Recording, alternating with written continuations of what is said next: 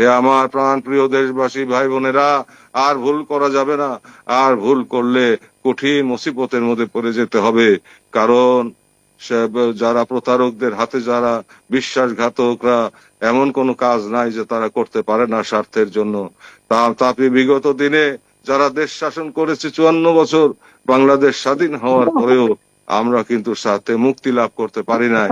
অতএব সব প্রবঞ্চক, প্রতারক, মিথ্যাবাদীদের হাত থেকে বাঁচতে হবে, দেশকে বাঁচাতে হবে, জাতিকে বাঁচাতে হবে, স্বাধীনতাকে বাঁচাতে হবে, এবং ঐশ্বর্য এবং শক্তি সকল দিক থেকে বাংলাদেশকে সর্বশ্রেষ্ঠ দেশে রূপান্তর করতে হবে এবং সর্বশ্রেষ্ঠ শক্তি হিসেবে পৃথিবীর বুকে আত্মমর্যাদাশীল জাতি হিসাবে আমাদের প্রতিষ্ঠা লাভ করতে হবে।